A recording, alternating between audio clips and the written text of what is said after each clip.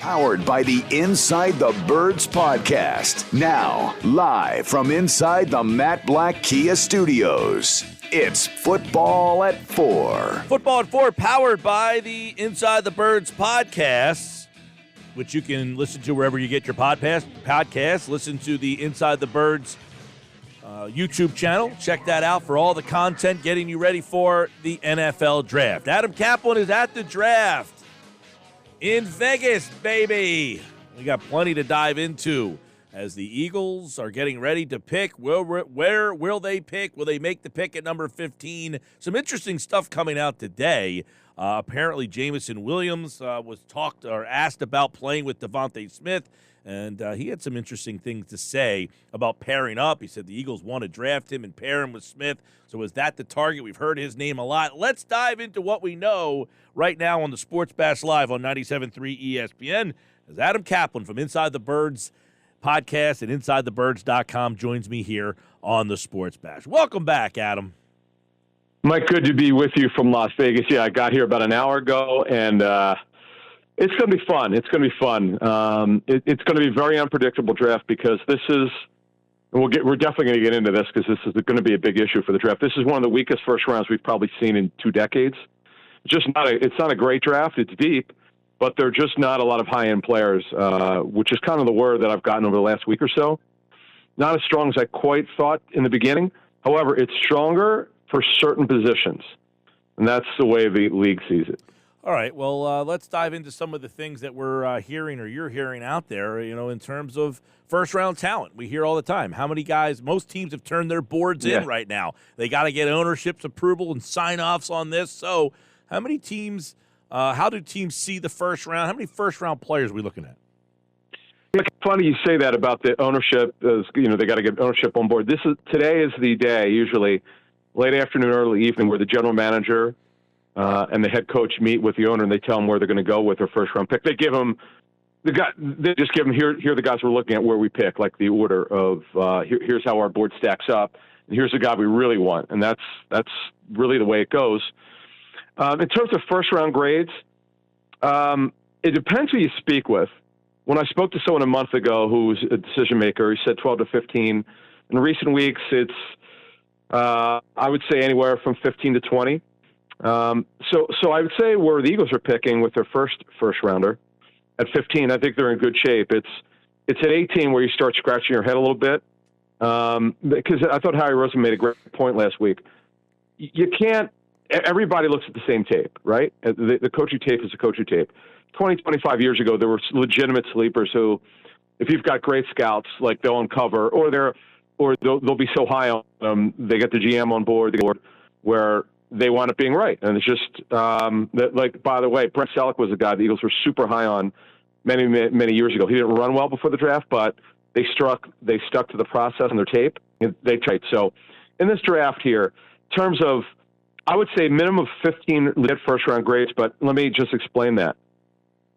There's a difference between good, very good, and elite. That there are not a lot of elite players in this draft. There are a lot of very good to good.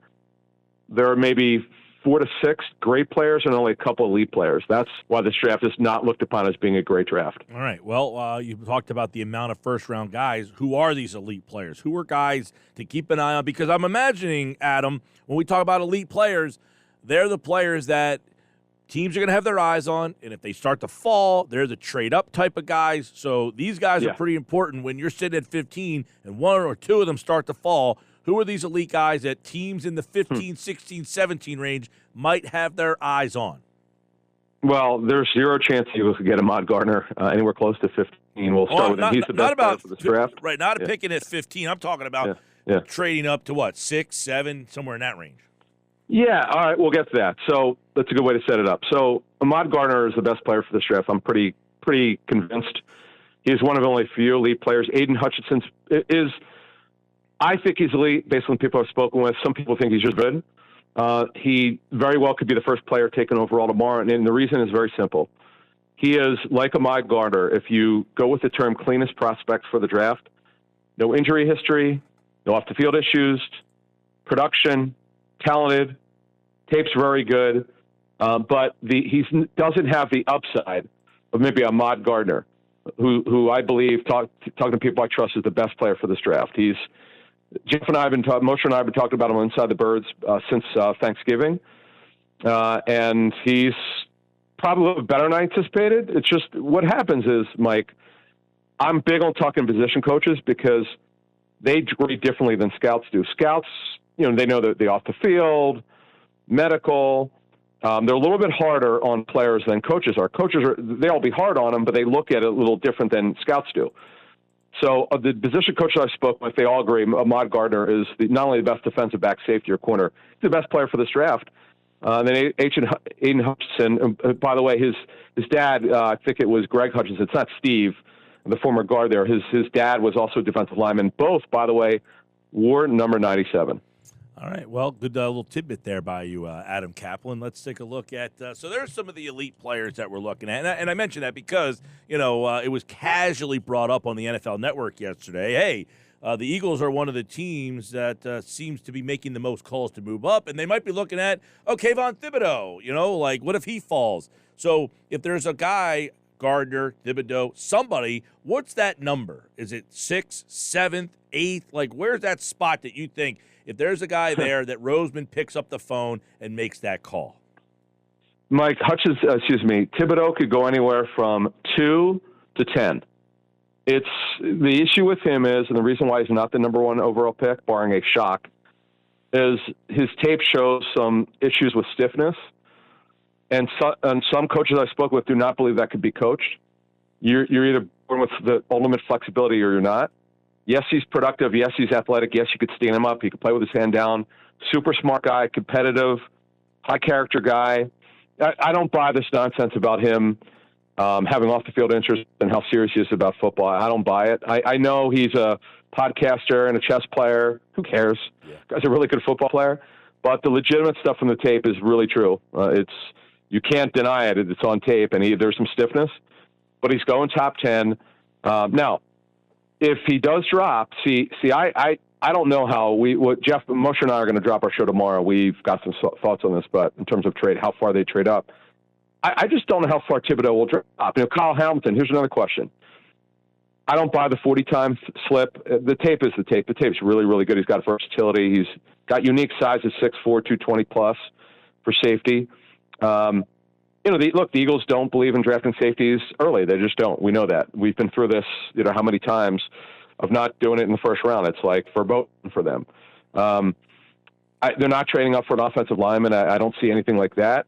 There's the kind of guys they would trade up for, to me, would be high upside guys who teams might probably think that maybe there's some questions about. Where last year the only question about Devontae Smith was his size at 170 pounds soaking wet. That was a problem for some teams. We haven't really talked about that before, Mike, but the Eagles thought he was explosive. He played a great program, and he's an alpha dog. He's a leader, so that worked out. So those are the kind of guys that would drop. Guys who teams have some questions about, some who might go from anywhere from 8 to 12, and then you're talking about moving up. Yeah, and what we're this late in the process. A lot of these guys are doing interviews. They're talking. They're saying some interesting, like the day before the draft, they're finally saying some interesting things. But here's Jameson Williams saying the Eagles told him they would like to draft him and play him alongside Devonta Smith. Now, is that just what the team says? Hey, we want to, or we would like to? What are we supposed to make into something like that? Nothing, absolutely nothing. Teams lie all the time. Okay. They'll tell 5 players we want to draft you, particularly a position coach. No, I'm not saying they didn't say it. Yeah, they might have said it to them. That doesn't mean they're not going to. That doesn't mean they're going to draft him. That's nothing to do with it. Well, I don't know. Right? I don't know if that's them saying something to the kid, and then the kid saying something he's not really supposed to say. Well, believe me, I've been through this with agents for years. They will swear to me the team said if their players there, they're drafting them, they don't want to draft them. So I don't buy that stuff anymore. What I buy is where they have the player graded, and we've got some really interesting stuff on not only the Eagles with this player, but how coaches see him. And remember, Williams is coming off a significant injury. Though I'm told there are questions about when he'll be ready, but it was an isolated ACL, and he'll be okay. He'll be able to play this season. The question is when. But he is unbelievably explosive, but it's such a shame that he tore his ACL. Yeah, a couple guys in this draft. Pickens, another one. Mechie's another one. Yep. Torn ACLs, a couple of them in the draft. Keep an eye on that on draft night. All right, Adam Caplan, Inside the Birds, InsideTheBirds.com, in Vegas for the draft. All right, quarterbacks. We heard it's a weak class. How does it all shake out? Do we get a guy taken at number 2? Does that mean if a guy goes at 2, another one goes at 6? What happens with the quarterback class? I'd be shocked if any quarterback went at 2. Mike, I felt since January, it's Kenny Pickett, saw him at the Senior Bowl, did a good job in wet weather. I still think he'll be the first quarterback taken. I've got him slide to the Saints at 16. It doesn't mean that look, no one got it right last year with Trey Lance. No one knew that they were going to trade up like crazy. A lot of us thought Mac Jones, because I know for a fact some people in the personnel department for the Niners preferred Mac Jones, but the head coach, who has personnel control, defied that, and he wanted Trey Lance, who was clearly not ready last season. But I would say that with the quarterbacks, Mike, it's Pickett first. There's some questions about Corral. I think Albert Breer wrote about it, and I have similar information, which we're going to talk about tomorrow on Inside the Birds. Malik Willis is the wild card. He could go anywhere in the first round. I've got him slated to Detroit, not at 2, but at 32. For Sports Grid, I did my mock draft with them on the air with Scott Farrell the last couple of days. I know you saw Scott some weeks ago. I did, yes. But Desmond Ridder, a top 40 pick. I don't know that he or Sam Howell go in the first round. I think both go in the second round. Yes, I did meet Scott. Very interesting cat. A lot of fun, by the way. He was at the MAC basketball he's awesome. Championship. Yep. All right, so Howie Roseman, the Eagles, what's their approach? What do they need to accomplish in this draft? They have 10 picks. They've restocked the coffers with draft picks. So what are they looking to accomplish? How are they approaching a 10-pick class? That's a great question, and the way I would look at it is this, Mike. They need to come out with this draft with 2 guys who are going to play right away. What I mean, starters. At 15, they absolutely have to get a starter. I know from talking to a high-ranking team source, they're fine picking at 15 or 18. They have a general idea of, they have a grouping of players who might be there. But they need to come out with 2 starters here. Typically, general managers or personnel directors say every draft we want 2 starters. Doesn't mean immediate, but you'd like to get 2 starters out of this draft. Whether they go for receiver, lineman, whatever it may be. Now, if they go with Jordan Davis, he's not starting. This year, he's not. That would hasten, obviously with Fletcher Cox being on a 1-year deal here, we know Cox would obviously not be back next year. If they, and by the way, Javon Hargrave's on the final year of his deal, you can expect him to be back for long term because they love him. But if they took Jordan Davis, he doesn't start week 1. But he would be eventual starter. That would be obvious. At 18, if they took a corner, that guy could start week 1. The way they have to look at it is they must get 2 starters, but don't reach for it. It's okay if that guy doesn't start week 1 or week 5. Remember, the draft is about the future. It's not about this season. It's with an eye on this season, but it's 99% about the future, about what's your roster look like in the future.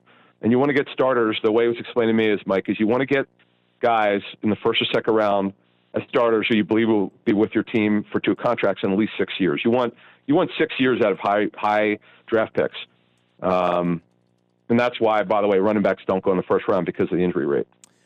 Well, we know that it's interesting, too, because, you mentioned what they want to try to accomplish, find 2 starters in this draft. They have 10 picks this year. I guess one question would be, do you anticipate them making 10 picks? Is that too many picks? Are they going to try to get rid of some of those picks? It's funny, Mike. When we did our off-season team needs for the Eagles back in March after free agency, right before free agency started, I would argue the needs are exactly the same. We probably mentioned this 20 times on our shows since. They haven't really changed. If you look at it, the real needs, right? Wide receiver, they need 2. By training camp, one way or the other, and they need 2. For the future, they need 2. Rager is not a part of the rotation right now.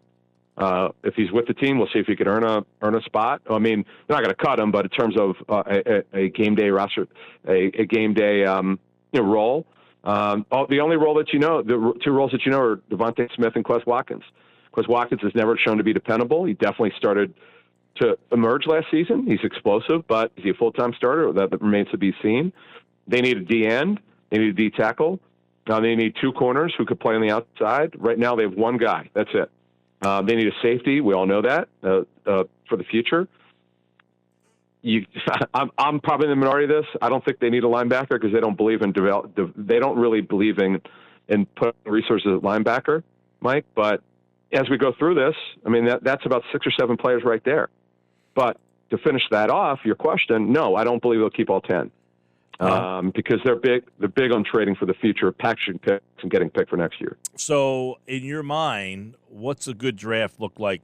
Like overall, at the end of the day, filling those needs, right? You mentioned safety, corner, not linebacker, but what is a good weekend for you? One key receiver, definitely one big time receiver, right? One receiver. I think we all the people listening to on 97.3 and Inside the Birds know that's a stud receiver. A defensive end who will eventually take over for Brandon Graham. You got to get that guy, or Josh Sweat's a starter, but who's going to take over for Derek Barnett or push him and eventually be the guy. Got to get a start. They need a big time corner on the outside who could start, and then probably a D tackle of note. I will tell you that I really like Marlon Tuipulotu, who really didn't play last season due to a significant hamstring problem. But they need another D tackle. And if you look at it, those are the positions where they absolutely have to do it. Not only for this year, Mike. It's interesting. All the needs they have this year line up for future needs. It's not always like that, but for this year, it absolutely is for the future and for now. Well, obviously, we'll see it all unfold Thursday night. One last thing. We know Howie Roseman. He likes to wheel and deal. He likes to do something. Could they deal any players on the current roster away during the draft this week? Do you see a current player that is moved? Yeah, third day of the draft. I know from talking to other teams, I just find this hard to believe, but these are impeccable sources. They continue to tell me that the Eagles don't want to move Dillard. I mean, I don't understand that. I mean, what's the point? Fifth-year option coming up after the draft. Why? You're not going to pick it up. I mean, I know you could just let him play out this last year, and then let him get a compensatory pick. So it's interesting. We'll have to see. I think obviously Rager and Dillard are the two that keep an eye on the third day, which is rounds, by the way, 4 through 7. Just because remember we used to have 2 days for the draft, and now we only have 3. We have 3, and they break it up here, and it's the weather's great, and I hope everyone enjoys the draft. And make sure you listen to tomorrow morning's show, which we drop at 6 a.m. Eastern on YouTube, and we'll release our list of players we've heard the Eagles are on, and there's always one they sneak in. We both missed on Derek Barnett in 2017. Jeff and I did the draft for local radio. I had said they were going to go after McCaffrey, which turned out to be true. He got close enough, but he was to your question earlier, like Sauce Gardner, right? Sauce Gardner will never get close enough, I don't believe, and McCaffrey could not get them close enough to even think of trading now. So they went with Derek Barnett, it was a surprise. And when we were down there in Philly, Mike, that was not who they wanted. Remember who they wanted? The fans. Who did the fans want that year? And they were not happy. No, I don't remember. Reuben Foster. Oh, okay. Reuben Foster. The linebacker. It was crazy. Yep. Who was a complete bust for the Niners because of off-the-field issues. Yeah. All right. Well, Adam Caplan, Inside the Birds. He'll be back on Friday to recap round number 1 and preview round 2, 3, and, of course, the weekend 4, 5, 6, 7. So we'll get some sort of reaction from Thursday's first round and then thoughts on what could happen. That's on Friday's edition of Football at 4 with Adam Caplan. Tomorrow, Andrew DeCecco will tell us how it will all happen right here on Football at 4. Adam, appreciate it, man. You got it. Thank you. That's Adam Caplan, InsideTheBirds.com, and the Inside the Birds podcast here on the Sports Bash Live on 97.3 ESPN.